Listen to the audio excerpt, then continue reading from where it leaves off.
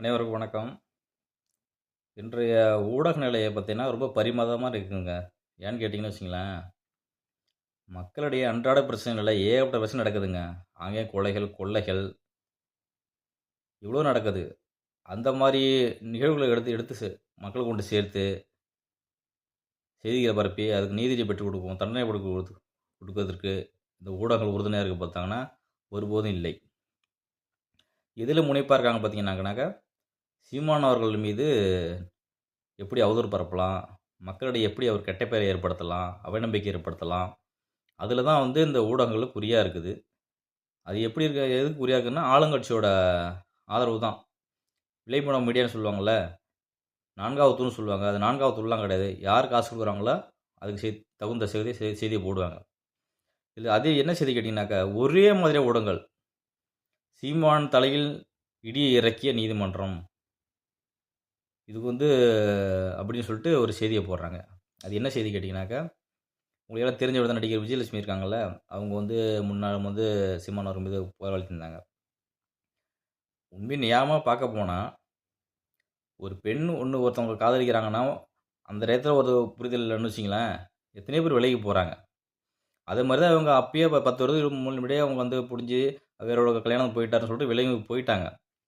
அப்பயே வந்து புரிதலோட தான் போயிட்டாங்கன்னு வச்சுக்கங்களேன். இப்ப திரும்ப திரும்ப வந்து அப்போ தேர்தல் காலத்தில வந்தோ, இல்ல இடைப்பட்ட ஏதோ வீடியோ போடுவதோ காரணம் என்னதும்பாங்க, அவங்களோட விரக்தி, காழ்ப்புணர்ச்சி அத ஆளுங்கட்சிகள் பயன்படுத்தி குடுத்து, இவங்க காசுக்கு ஆசைப்பட்டு என்னமோ பண்ணிட்டு இருக்காங்க.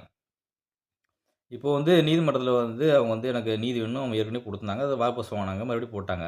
ஆனா சீமானன் அந்த நாம் தமிழர் தரப்புல என்ன பண்ணாங்க, அது இந்த வழக்க வந்து ரத்து செய்யணும் அப்படிங்கிறது வந்து போட்டிருந்தாங்க. அதனால நீதிமன்றம் வந்து அது முழுசா விசாரிச்சா பண்ண முடியும். இப்ப பண்ண முடியாது. ஒரு 12 வாரங்களுக்கு வந்து உள்ள சரியான தகவல வந்து சமர்ப்பிக்கணுன்ட்டு காவல்துறையிட்ட ஒப்படைச்சிருக்காங்க. இப்ப என்னான்னு கேட்டீங்கன்னாக்க, ஒருத்தன் கல்யாணம் ஆயிடுச்சுன்னு வச்சுக்கங்க. கல்யாணம் ஆன பிறகு தான் ஒருத்தவங்க புடிச்சு விலகியே போறாங்கன்னா, டைவர்ஸ் பண்ணுவாங்க. டைவர்ஸ் நோட் குடுப்பாங்க. இல்ல அதுக்கு தகுந்த சன்மானத்த குடுத்து பிரிஞ்சு போவாங்க. சரிங்களா?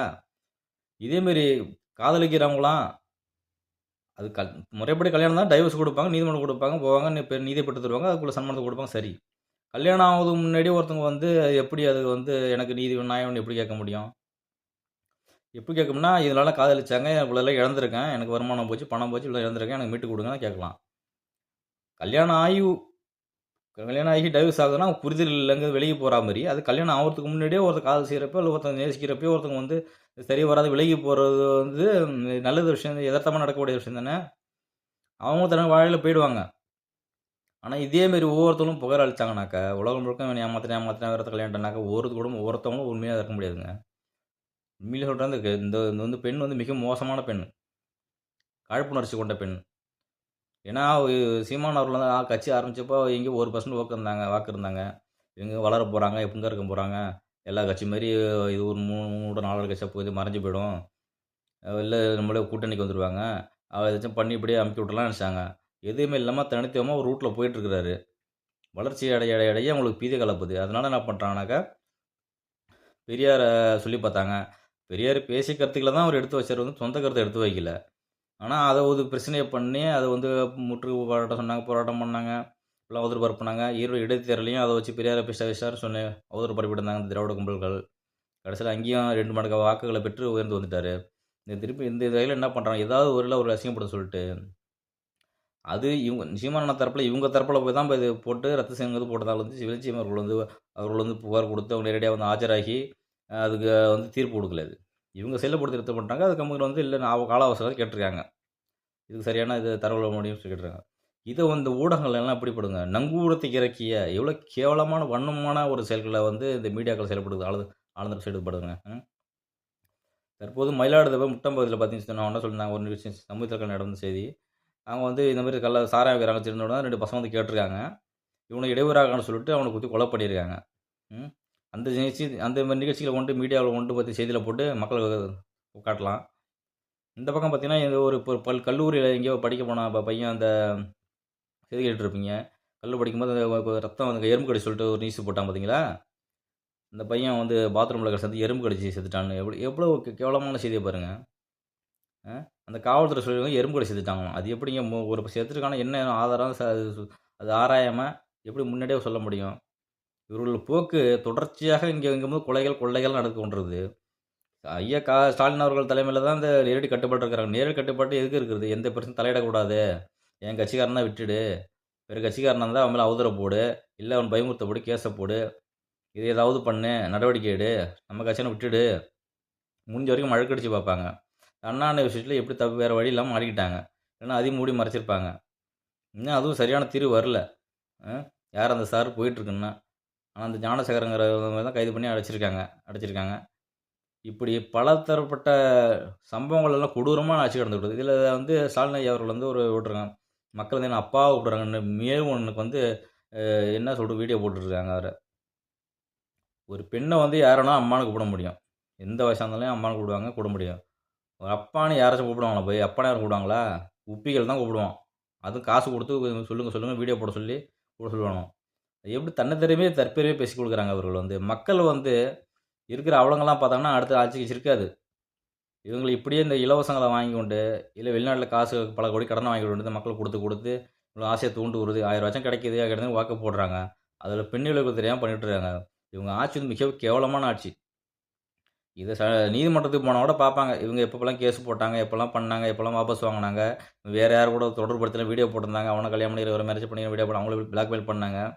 இப்படி பலதரப்பட்ட ஆதாரங்களையும் நாம் தமிழ் எடுத்து வைப்பாங்க. இவங்க வந்து அரசியல் காழ்ப்புணர்ச்சி இதில தான் போறாங்க. தனி மனித போடுறாங்களோ ஒழிஞ்சு, உண்மையிலே நீதி வேணும்னா அப்பயே ஒரு முடிவுக்கு வந்திருக்கும். அவர் கல்யாணம் பண்ணும்போதே வந்து எனக்கு இவ்வளோ ஏமாத்திருக்கேன். எனக்கு எல்லாரும் எனக்கு இவ்வளோ வேணும், தொகை வேணும். இல்ல நான் பிரிஞ்சு போறோம். மனம் அப்பயே விலகி போயிட்டாங்க. அப்ப மனம் வந்து வெளிய போயிட்டாங்க. அவர் கல்யாணம் குடும்பத்தில போயிட்டாங்க. ஆனா இத்தன ஆண்டுகள் அப்ப காழ்ப்புணர்ச்சியில ஆளுங்க அரசியல பயன்படுத்திக் கொண்டது. அதையும் தயாரா பண்றதுக்கு வந்து அவதூறு பரப்பிட்டு இருக்காங்க. இத இது இப்போ சமீபத்தில கூட அவங்க கூட எழுப்பல இத. ஆனா இடையில ஏதாச்சும் பிரச்சனைன்னா வீடியோ போடுறது இவங்க. அவங்க வந்து அவங்க சப்போர்ட்டர் இவங்க. திமுக சப்போர்ட்டர். திடீர்னு திமுக திட்டுவாங்க. திடீர்னு அவங்கள புகழ்ந்து பேசுவாங்க. அந்த மாரி விஜயலட்சுமி மனக்கோளாறு உள்ளவங்க.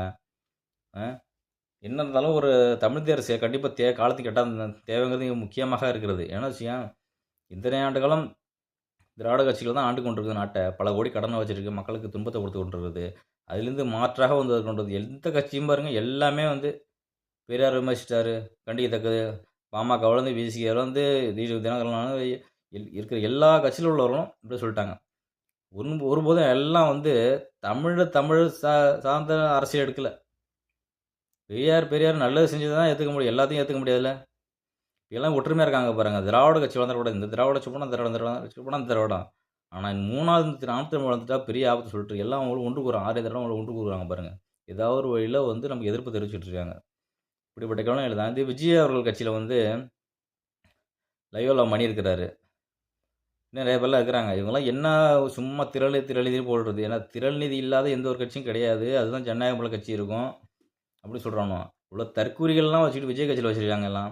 இத போட்டு நல்லா பொளந்து எடுத்துட்டாங்க நல்லா. நம்ப சிம்பிள் தீபா அருணோதயன்ங்கிற ஒருத்தர் வந்து யூடியூப் சேனல்ல போட்டு ஒரு நார அடிச்சுட்டாரு. ம். அதேமாரி நம்ம தென்னக விஷ்ணு அவர்களும் அந்த சேனல்ல போட்டிருக்கிறாரு. தற்கூரிகளை பத்தி எப்படி ஒண்ணு.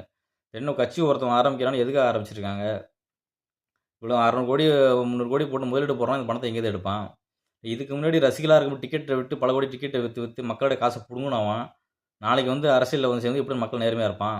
இல்ல அதுக்கு பிளஸ் ஒரு லட்சம் செலவு பண்ணணும். பிளஸ் போட்டவன் படம் மற்றப்ப பூஜை பண்ணவன், பால விஷம் பண்ணவன்லாம் லட்சம் போட்டிருப்பான். அவன்லாம் ரசிகமன்ற பொறுப்பா அவனுக்கே பொறுப்பு குடுத்துருவாங்க. நாளைக்கு அவன் போட்ட காசு எடுக்க தானே பார்ப்பான். எப்படி மக்களுக்கு செய்ய சொல்லுவான்? அப்பயே அவ்வளோ அட்டகாசம் செய்தவங்க இவங்க ஆட்சி வந்து என்ன செய்வாங்கன்ற பல கேள்விகள வச்சிருக்காங்க. இதுதான் கொள்கையில கூமுட்ட அப்படிங்கிற பல கேள்விகள வைக்கிறாங்க. இதுக்கெல்லாம் பதில் இருக்கா? எந்த ஒரு அடிப்படை சிந்தனை, அறிவு இல்லாம, எதிர்கால சிந்தனை இல்லாம, கட்சி எதுக்கு வராங்க? எந்த சூழ்நிலையில வராங்க? எதுக்காக வராங்க? ஏன்னா கமல் மாரி இவரு வந்து வந்து 3வது அந்த தமிழ் தேசியம் வளர்ந்துறக்கூடாதுனால வந்து ஓட்ட கலைக்கிறது வந்தாரு. அதேமாரி இப்ப விஜய் அவர்களும் இருக்காரு. சுயநலத்துக்காக தான் வந்துட்டு இருக்காரு. இல்ல ஒரு பின்புலத்தலாம் வந்துட்டு இருக்கு. ஏதோ அழுத்தலாம் வந்துட்டு இருக்கிறாரு. ம். எந்த புரிதலற்ற இல்லாம ரசிக மனப்பான்மையோடயே வந்து தலைவா சொல்லிருக்கிறது ஒரு கேவலமான அரசியல முன்னெடுத்துக்கிற ரசிகர்கள் சிந்திக்க வேண்டிய காலத்து கட்டாயம். தமிழ்நாடு தமிழரசு முன்னெடுக்க ஒரே கட்சி நாம தமிழ் கட்சி தான். பிற கட்சிகள் எதுவுமே தக்க சூழ்நிலைக்காக தான் வராளோ ஒழிஞ்சு, சுயநலத்துக்காக தான் வராளோ ஒழிஞ்சு, மக்கள் நலக்கும் இல்ல. ஆனா பெருமையா சொல்லுவார்கள். அவன்லாம் பின்புலம்லாம் வேற ஒரு எண்ணத்தோட தான் வந்துட்டு இருக்காங்கங்கிறத தெளிவாக மக்கள் உணர வேண்டும்.